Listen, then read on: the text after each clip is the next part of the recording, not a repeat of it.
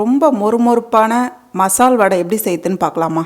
பாருங்கம்மா, நான் வந்து 400 கிராம் கடலைப்பருப்பு எடுத்து ஊற வச்சுருக்கேன். அதாவது 3/4 மணி நேரம் ஊற வச்சுருக்கேன். அதுக்கு மேலேயும் ஊற வைக்காதீங்க, அதை விட கம்மியாகவும் ஊற வைக்காதீங்க. 1 மணி நேரத்துக்கு மேலாம் ஆயிடுச்சுன்னா ரொம்ப ஊறிடும், வடை வந்து மொறுமொறுப்பாக இருக்காது.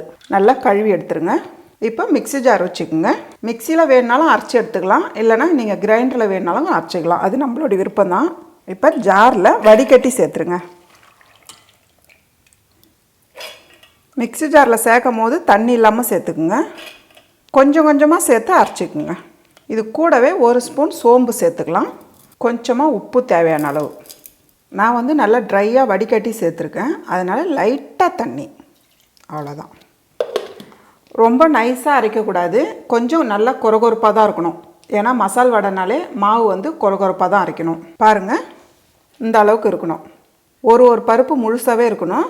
அதே போல் மாவு வந்து கொரகொரப்பாக இருக்கணும். ரொம்ப நைஸாக அரைச்சிட்டிங்கன்னா வடை வந்து மொறுமொறுப்பாக இருக்காது. இப்போ வந்து ஒரு பவுலில் சேர்த்துக்கலாம்.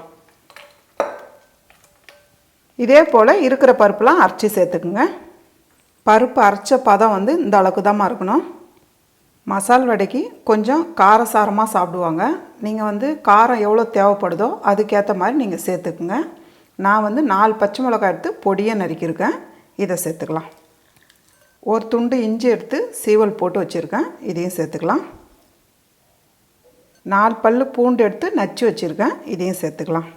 கூடவே கொஞ்சமாக புதினா, ஏன்னா மசால் வடைனாலே புதினா கருவேப்பிலாம் சேர்த்துப்பாங்க. நீங்கள் வந்து புதினா இஷ்டப்பட்டால் சேர்த்துக்குங்க, இல்லைன்னா நீங்கள் விட்டுடலாம். இதை வந்து நல்லா பொடி இப்படி கட் பண்ணிவிடுங்க. அதே அளவுக்கு கருவேப்பிலை,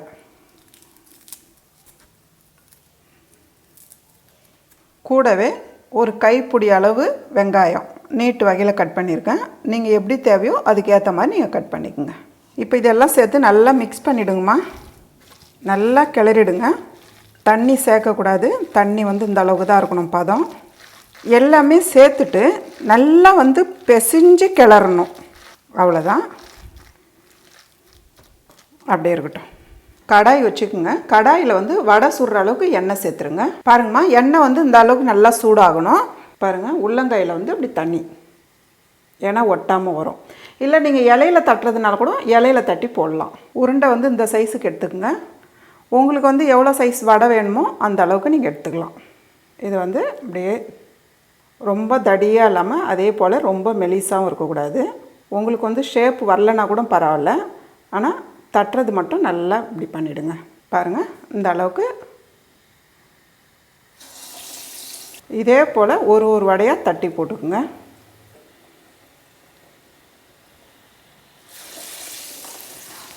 எண்ணெயில் போடும் போது பார்த்து போடுங்க. பாருங்கள், ஒரு பக்கம் செவந்து வந்ததும் நீங்கள் திருப்பி விடணும்.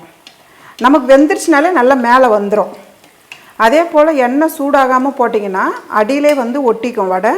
நல்லா வந்து எண்ணெய் சூடாகணும். இதே போல் திருப்பி விடுங்க. கொஞ்சம் நல்லா டார்க் ப்ரௌன் கலராக வரணும். நீங்கள் வந்து லைட்டாக எடுத்திங்கன்னா வடை வந்து மொறுமொறுப்பாக வராது. கொஞ்சம் நல்லா டார்க் ப்ரௌனாக வரணும். நல்லா அப்படி திருப்பி விடுங்க, அப்போ தான் வந்து உள்ளெல்லாம் நல்லா வெந்து வரும். அவ்வளோதாம்மா, எடுத்துடலாம். எண்ணெய் நல்லா வடிகட்டி எடுத்துருங்க. அவ்வளோதாம்மா, நல்ல டேஸ்டான மொறுமொறுப்பான மசால் வடை ரெடி.